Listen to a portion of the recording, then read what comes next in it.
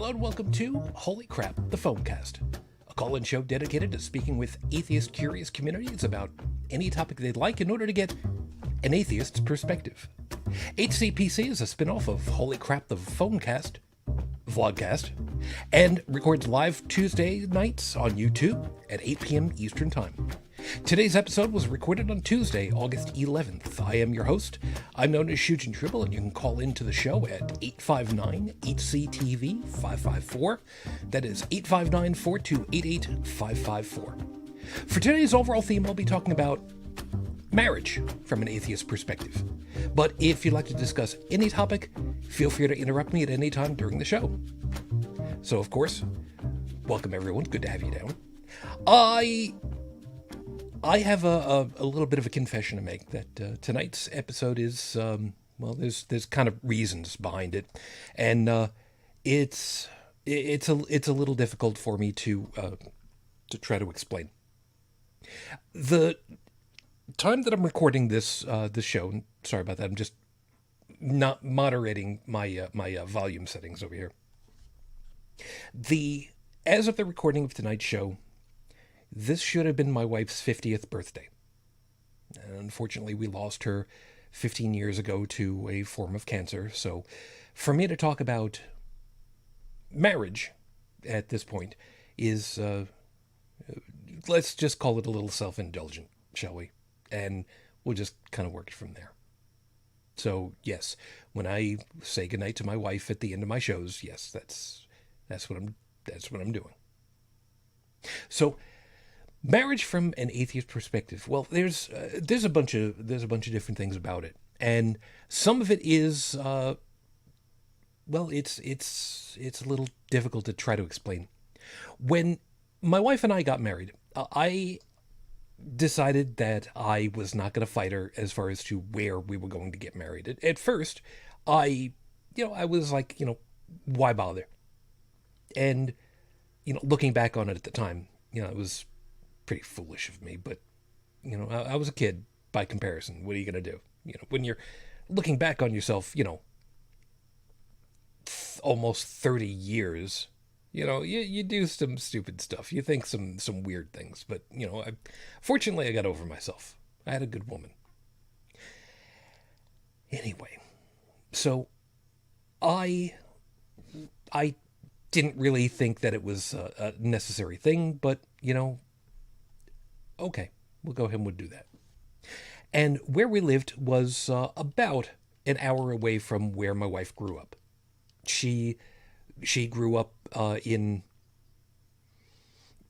technically it's still Western New York. She grew up in Wyoming County, New York, which is, like I said, roughly an hour away from Buffalo, roughly an hour and a half from Rochester, but be that as it may. So when she wanted to get married, Roman Catholic Church, at that point, I was kind of, at the time, I wasn't atheist so much as I didn't care, I guess is the best way of wording it. I was, I just didn't care about it any longer. But I remembered enough that getting married in the Roman Catholic Church, you kind of had to do a little bit in the line of, proving to them that you were worthy, I guess is probably the nicest way of putting it, which is, okay, whatever. But in this case, specifically the church where she went to when she was growing up. So she had been, she had done all of her religious stuff through there, and she wasn't, for record's sake, she wasn't a rah-rah, Catholic. She went, occasionally, she went on Sundays. She asked me if I ever wanted to go, and no, not really. Okay. So, she went. She did her thing. I didn't particularly care to. We didn't come to blows about it. But again, at the time, I wasn't exactly I just didn't care, and she wasn't pushing anything, and for her it was, she enjoyed it. Okay. So I will admit that I gave some answers that were not entirely truthful, not fully, I guess is probably the nicest way of putting it. There is one question that I very, very clearly remember where they were asking, the priest was asking why, why, if I'd been going to church before, and, I, why I wanted to go ahead and do this now. And at the time, it was Pope John Paul II, I believe it was, still. And I had said something along the lines that was semi non-committal, but with things along the lines of, I found stuff that the Pope said to be interesting and reasonable, to that effect, which I poker faced it. And I remember having gotten a very curious, somewhat dubious look on the priest's face, who accepted it and didn't pursue it much further than that. And the thing of it was, it wasn't wrong. I found some stuff that he was talking about at the time, interesting, and it could have gone better. It could have gone worse, but in any case. But one of the things that we had to do, and we didn't realize it at the time, was before you get married in a Catholic church, you have to go through something called pre-Cana. And this was a problem for us because we didn't know about it, and it kind of got sprung on us a little bit. So the priest that was going to be, marrying us, he was fortunately able to set up a pre-Cana interview for us. Now, for those that don't understand it, pre-Cana is, for the Catholic Church, is basically a matter of getting an opportunity to speak to a married couple from the church to get an idea as to what it is that what you would be getting into. The perspective of someone who has been married for a while, is a member in good standing with the church, willing to give their impressions and their opinions on, what you should be expecting at a marriage. And it was odd. It was uncomfortable for us. We went, and we did our thing. We talked individually with the couple. We talked collectively with the couple. And we came away from it feeling very put off in a way. We both had the same feeling afterwards, and we talked about it on the drive back home because we were the couple that we went and we talked with was back at in the neighborhood where we went to college at Fredonia. So, about an hour drive. So we got to talking about it, and it was, like I said, it was very curious for us both because the way that the husband spoke about their relationship, and we both felt the same way, we both talked about it, was that his wife, from the way that he was talking, his wife sounded more like a secretary than a partner. And this was very off-putting for us. We did not share that feeling for each other. We were not a secretary and a boss. We were not working in an office. We were a couple. We were people who individually were working for the betterment of us as a couple and to support each other. And like I said, that was really off-putting for us to have to hear that. And it was really tough to hear somebody saying that. that's not something that we ever believed that we should we should be, and we never were. We were never that kind of we never had that kind of relationship. We were a couple. We worked together. We always did. There were times when it was more 70-30 than 50-50. And that's to be expected. It's never going to be 50-50, no matter how much you try to do it. Because people have got their individual quirks, they've got their individual talents, they have their interests, and sometimes they overlap, sometimes they diverge, and that's okay. You know, the worst part about it is when too many things converge, believe it or not. Now, there's a reason why I'm saying that, because I would expect that most people would be just like, well, wouldn't you rather have, you want to do this and I want to do this, and they're coming from different angles, so wouldn't you want where one person slacks off, the other one picks up, and vice versa, and everybody trades off their stuff? Yeah, and that's good. Don't get me wrong. That's excellent. That's the way it's supposed to work. There's this natural give and take about different things that you do. But when there are too many things that synchronize, no, that's not the right word. When there are too many things that are up for each other, you can run into problems that people wouldn't otherwise think about. If somebody wants to do things one way, and another person also has an interest in doing the very same thing, but with a different methodology, you can run into problems. You can very easily run into problems. And usually those problems come up because of pride. And that's a difficult thing to have to deal with.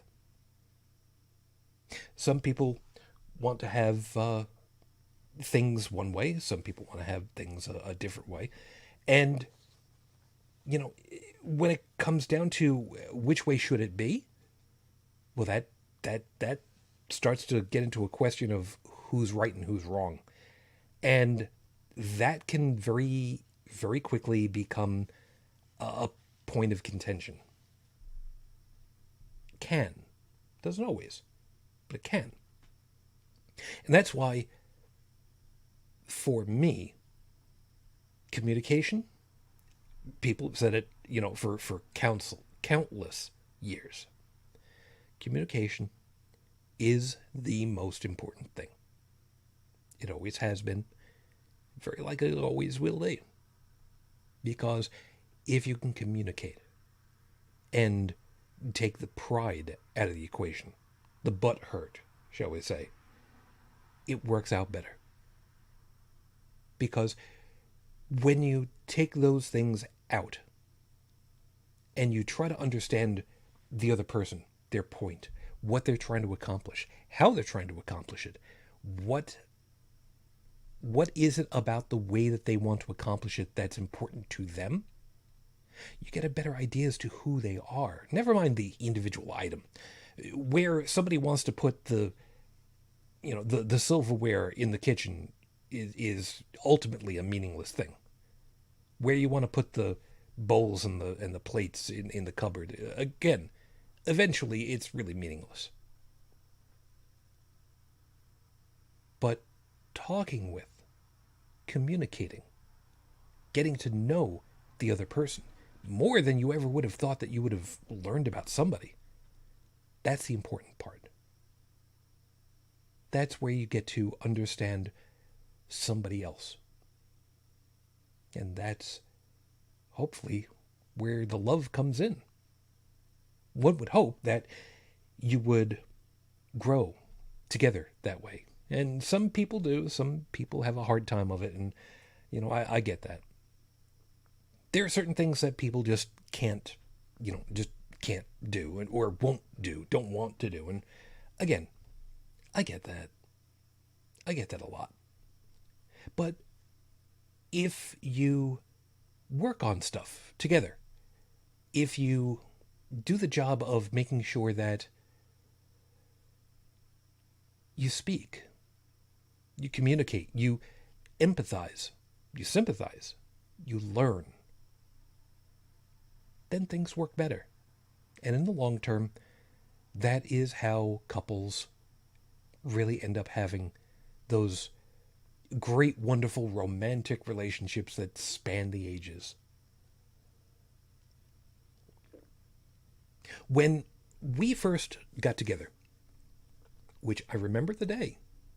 Matter of fact, I celebrate that. I celebrate that anniversary in my own way every year. It was September 8th. Sorry, I'm thinking of too many things. It was September 7 of. Gotta love the helicopter noises. Sorry about that. September 7th of 1988. And there I was at college, starting my second year, which unfortunately would turn out to be my last semester. You know, things happen. And it's the first day that I'm on campus. So, you know, I'm kind of an old hat. But I ran into a problem. I ran into a problem that my luggage did not make it on the aircraft from Long Island to Buffalo.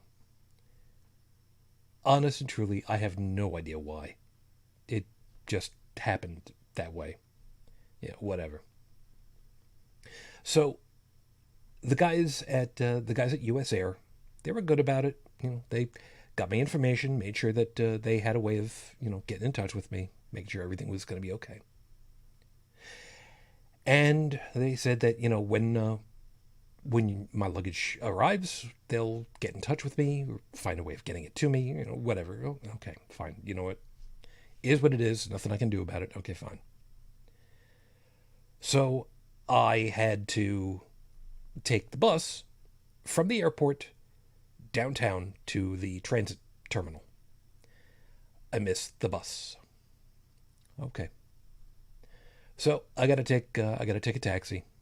Okay, whatever. Get downtown. Get to the terminal. Got to get the bus to go off to campus, which again is about an hour. Miss the bus. Last bus going out to the school. Missed it by about 10 minutes. Damn it. Okay, you know what? Fine. Gotta take a taxi again. Well, guy was good about it. You know, it was an hour drive. And, you know, I tipped him well for it. And, you know, off he went. And I got to the school, got myself sorted out. And, you know, there I am. I'm on campus.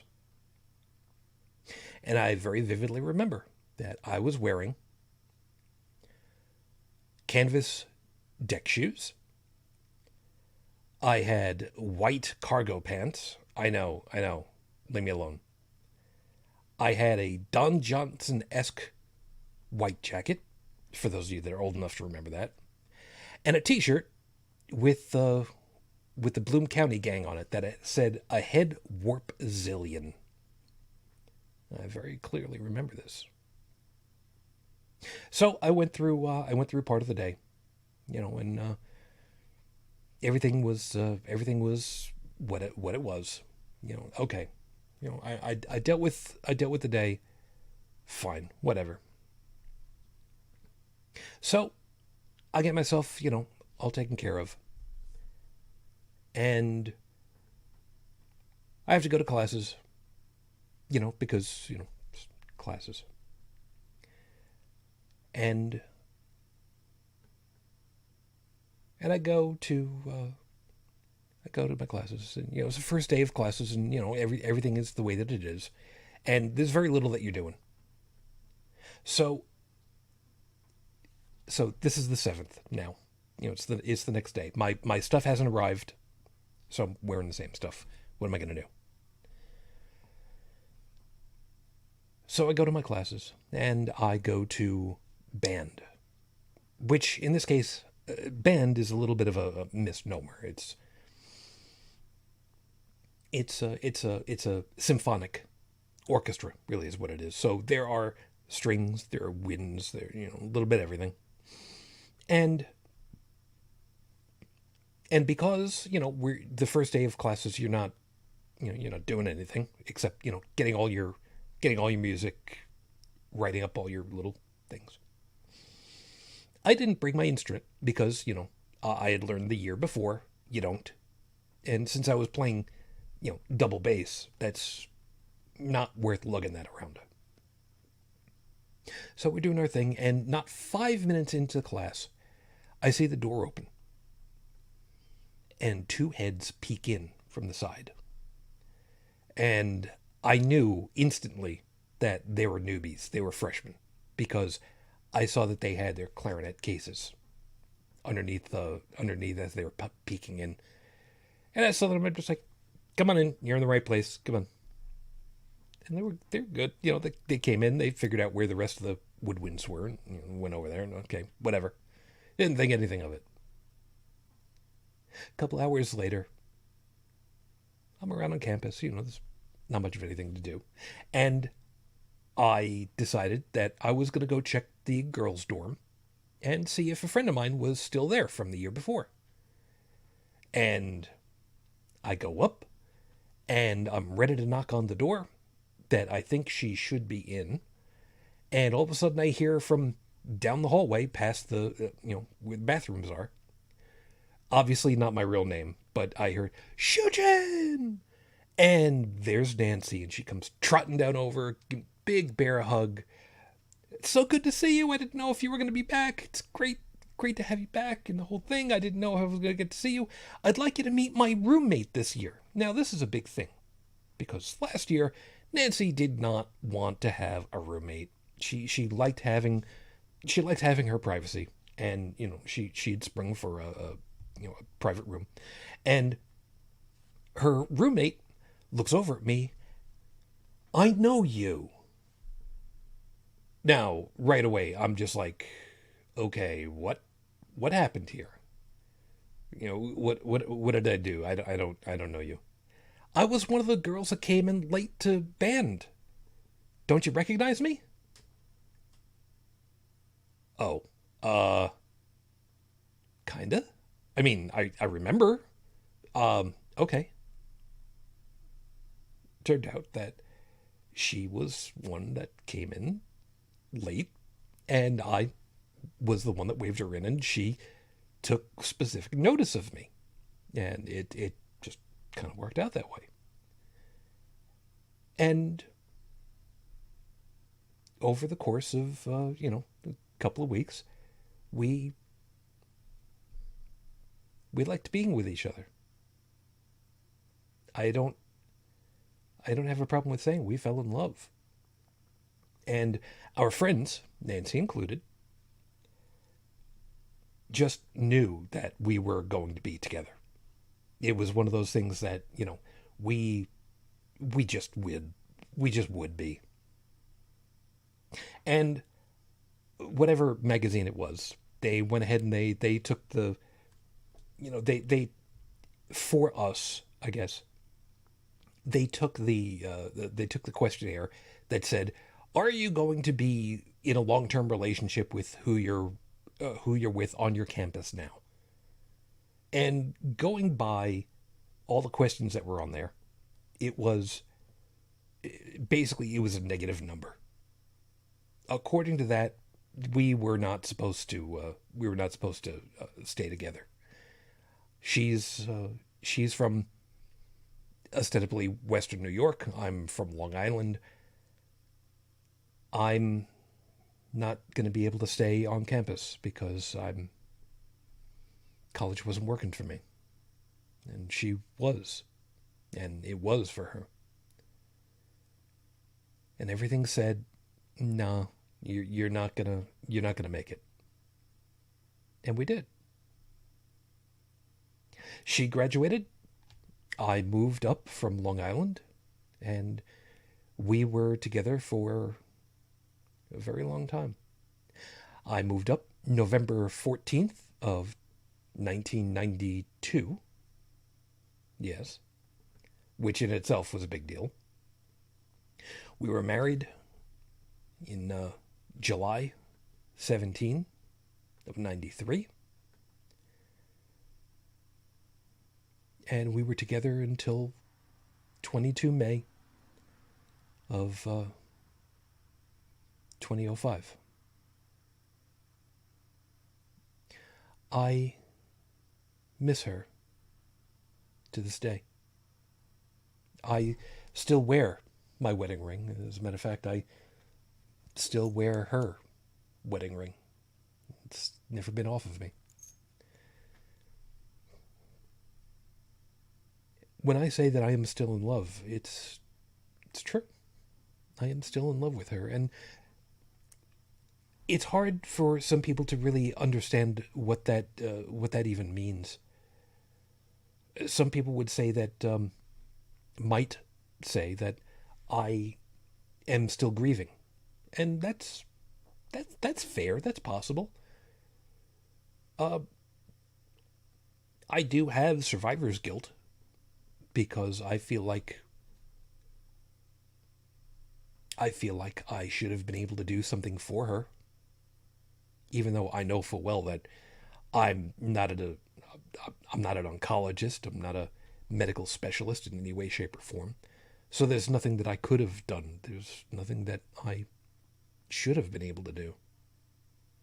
I did what I could, and I supported her, and I worked with her, and I made damn sure that there was never a question, ever, in anyone's mind that I loved her utterly and completely.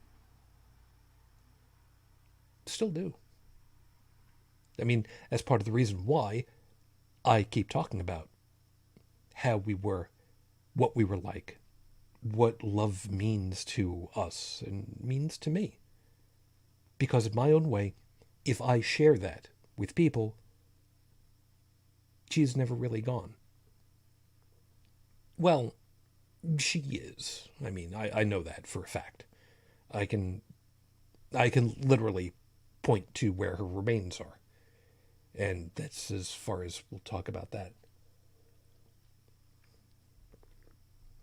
But we never gave up on each other. Ever. And there are some there are some complaints about how, people who are in wedded relationships can be in basically abusive relationships, and I I have heard of that, and that's not a religious thing. It is entirely possible to talk about religious marriage in not so glowing terms at times. There are the Christian ways of thinking about it, which is that you are supposed to be subservient to your husband. Wives obey your husbands as your husbands obey the church. I'm probably misparaphrasing that, but whatever. But I mean, you get the idea. The idea that marriage is not supposed to be a supportive, equal footing kind of thing. I I simply cannot fathom that. I know that those are in the teachings of the Bible, but that just feels wrong. Some women are far and away more capable than some men, depending as to what the task is at hand. I mean, well, let's face it. As far as to feeding an infant by allowing them to suckle on breasts, yeah, that's something that the female body is able to do. that the male body simply cannot, to the best of my knowledge. I mean, with modern chemistry, it might be possible to allow that to have happened, but I don't know that that's really an easy task, to put it mildly. With if memory serves, for the Jewish communities, it's entirely pardon me. I believe the Jewish community. No, I'm thinking of a couple of different things at the same time. For the Jewish communities, a woman is not allowed to be granted a divorce unless her husband agrees to it, as far as the religion is concerned. Obviously, in a civil matter, you can be divorced civil by the law and not necessarily have the church agree to it for various reasons. But there are some times where women in the in the Jewish communities, they basically get berated like crazy because the husband doesn't want to give them the divorce that they ask for. They get berated. They get blackmailed effectively, and that's just, again, the fact that that can even happen is a horrible thing. With Islam, as I remember it, it is entirely possible for the man to just divorce his wife just by uttering three times a specific phrase. What it is, I don't remember, but it's almost like an incantation. You say it three times, and you're divorced, and there's almost nothing. Well, sorry, there is nothing for the then ex-wife to be able to do about it. It's done. And again, it's one of those things that just makes no sense to me. Trying to get divorced in various other religious groups, it can be completely onerous. It's entirely possible to be suddenly, suddenly divorced, and then your entire social network, your entire social structure simply collapses because you are no longer, I don't know, fit to be part of the group anymore. For whatever reason. Maybe they think that there's something wrong with being divorced from somebody without asking, why did you get divorced? I mean, if somebody were to tell you, I got divorced because my spouse was abusive, was a drunk,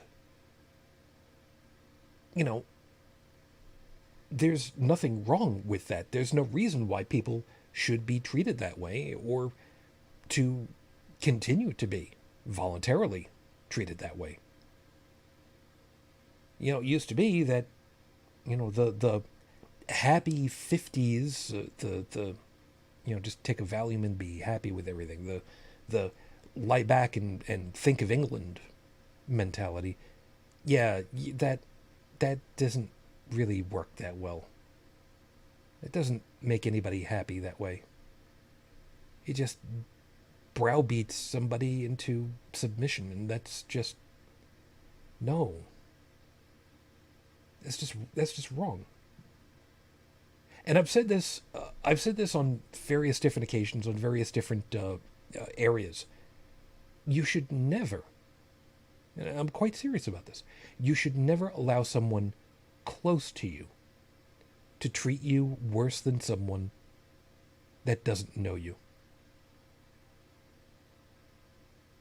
I mean, we can yell and scream all day at people that we don't know. I mean, when I'm driving, if somebody has done something that is blatantly dangerous, or you should have known better, or somebody intentionally, jackrabbiting off of the line in order to get in front of me so that they can make the right hand turn.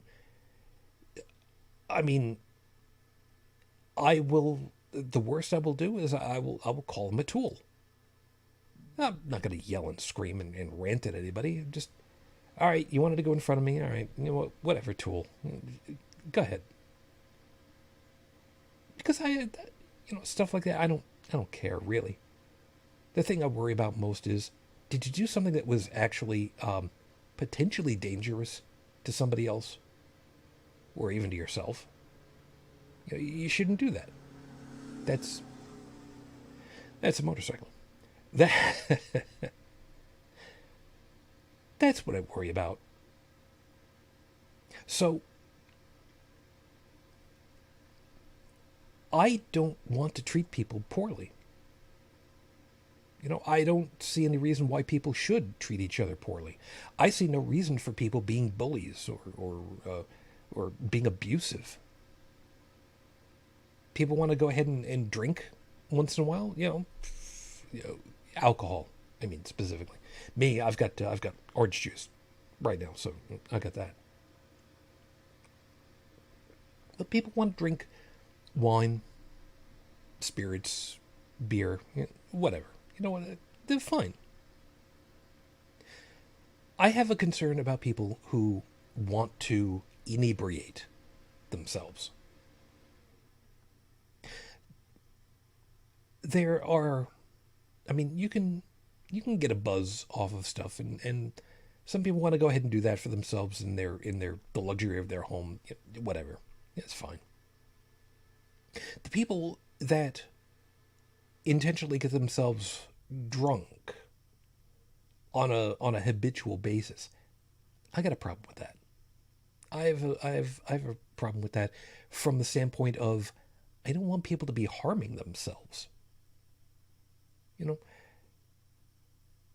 Now, it's one thing to do that to yourself, but what does that do to somebody that's with you at the same time too?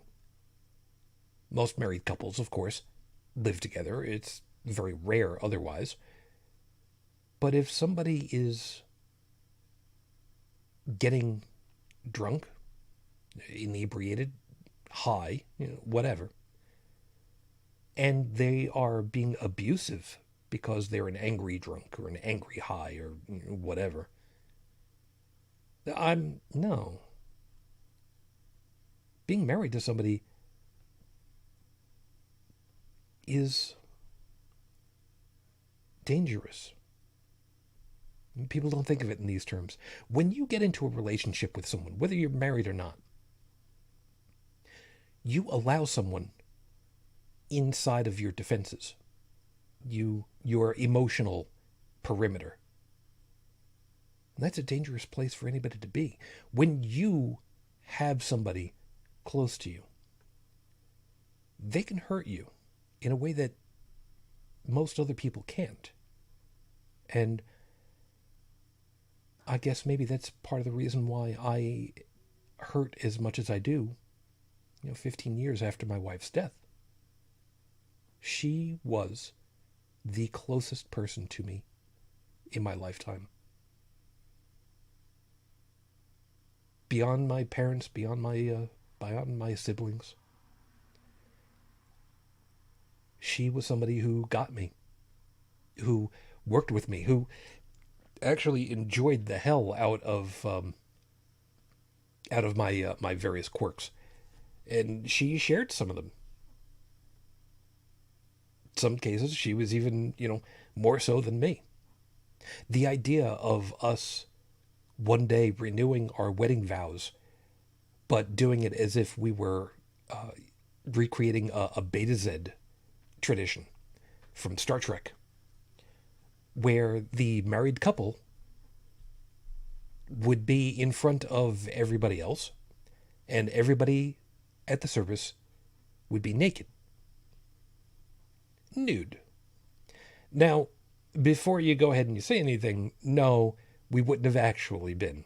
We would have wanted to have worn, bodysuit or flesh-colored bodysuit, so that, I mean, let's face it, There's only so much you can get away with.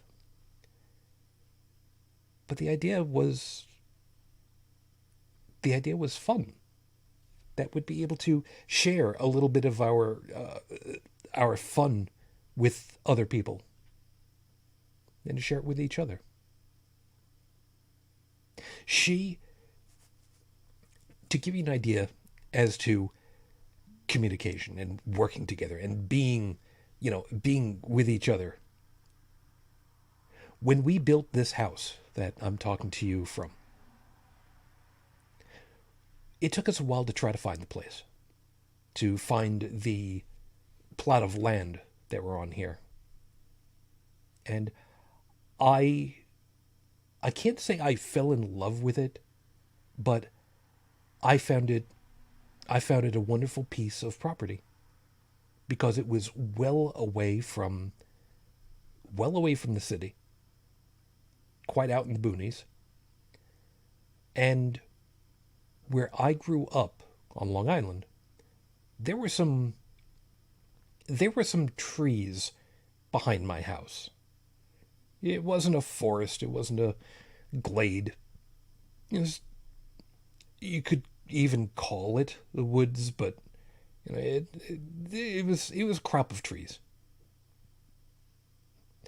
And this property was all trees, almost 3 acres worth. I grew up on a third of an acre. And we loved the way that this looked. And this is where we decided that we wanted to live together. We decided on a blueprint because she had found one in a book and loved it. I had to work on it a little bit to adjust the blueprint to take it from 3 stories to 2. That was a little bit interesting, but in any case. So technically, I kind of had the first real blueprint of what this house was going to look like. And one of the things that she had agreed to with me was about her hair. When she was a kid, she grew her hair and just grew her hair and just grew her hair. Her hair she could sit on when she was in high school. Junior high too, if I remember right, but in any case. She had the most amazing long hair. And being half Japanese, it was a little wavy, but mostly straight, very dark, almost black hair. Gorgeous. But it was one of those things where eventually she decided to cut it and to see about donating it. And okay. So then her hair was like super short and she loved it, pixie short. She'd wave her head around, so it's so lightweight, it's so cool. I love it. Okay, so it's great. So, let it grow out a little bit to let it fill out a little bit better. And, this is good. This is great. I like it. It's got a little bit of poof to it still. I mean, it sways a lot when I swing my head around. All right, cool.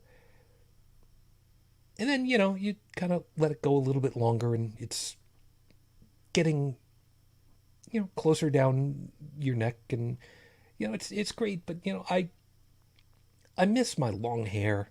I really liked the way that my long hair looked.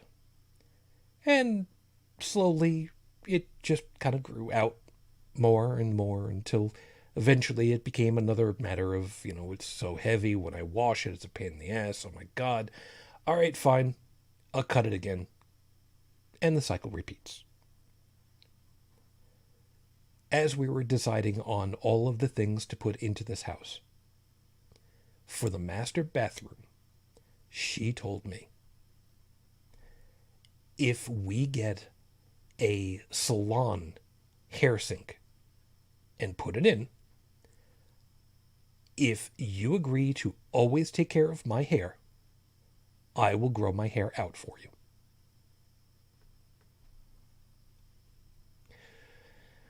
Irony of irony, we got the sink. We had it installed. It is a permanent fixture, but then the cancer and the chemo and the hair come out. But I still loved her. Matter of fact, I even said at one point, she's taking a shower, and she's got some hair starting to come out. We knew it was going to eventually happen, but it upset her, and I can understand why.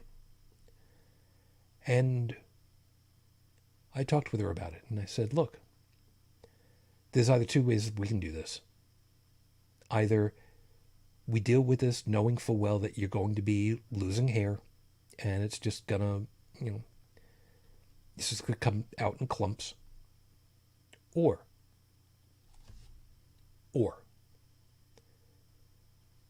we shave your head. We just take the bull by the horns, we shave your head, and we face it head on, directly, together. And it took her a little while.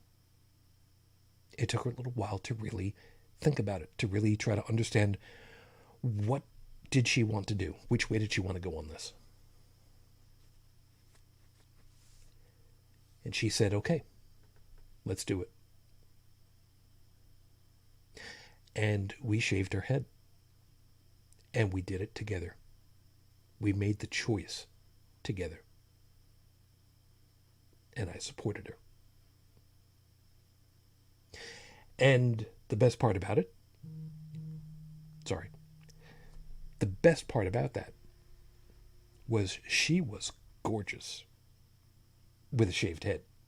It was really wonderful. She was great about it. It sucked that, we had to do that. But again, we did it together. We talked about it. We came to a conclusion together. We tried to figure out what was going to do best for her together.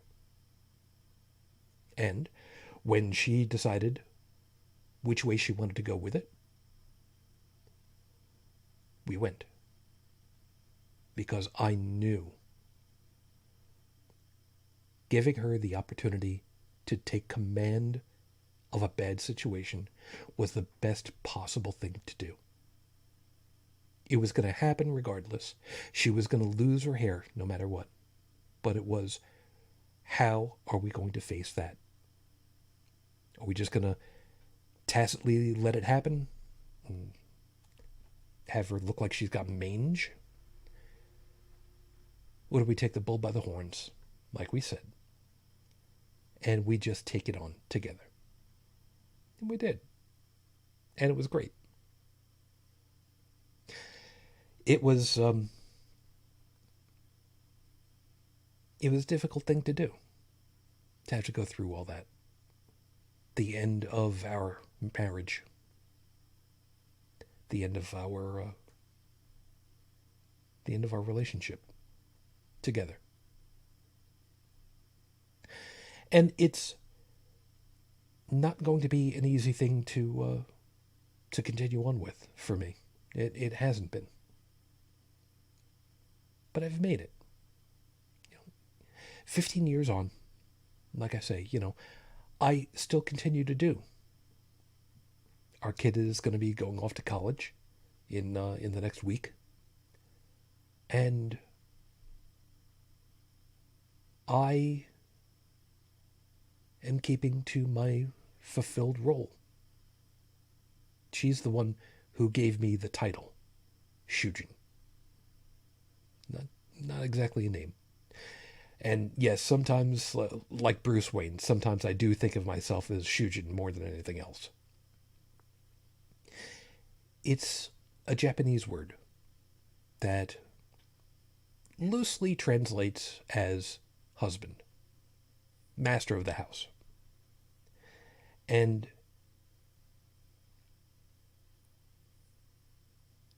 it's a title that I hold on to very tightly. It's something that I feel very strongly for. I was the one who helped her. She was the one who helped fulfill me.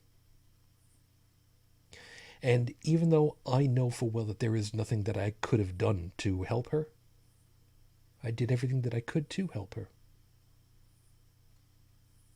I made sure that she was comfortable, that she knew that I loved her, that I could give her anything that I possibly could. And I did. That's what you do. And it doesn't come from a standpoint of any religious iconography, dedication. It doesn't come from anything other than wanting to be a good person. So that's where I got that. So if you'd like to be part of the show next time, please join me here Tuesday nights, 8 p.m. Eastern Time on YouTube. HCPC extends a very large thank you to the staff at KTQA 95.3 FM Tacoma for time on their airwaves. Keep up the great work, guys. The show's theme song is Loopster by Kevin MacLeod, used with permission from Incompetech.com. On behalf of all of us here from HCPC, I wish you all the peace I no longer have. I wish you the strength that I've learned. I wish you well. And of course, as always, for my lady, 15 years on, I am still in love with you. Matane Fujin. I love you. I miss you. Dream of me. Until our next conversation, everyone, good night.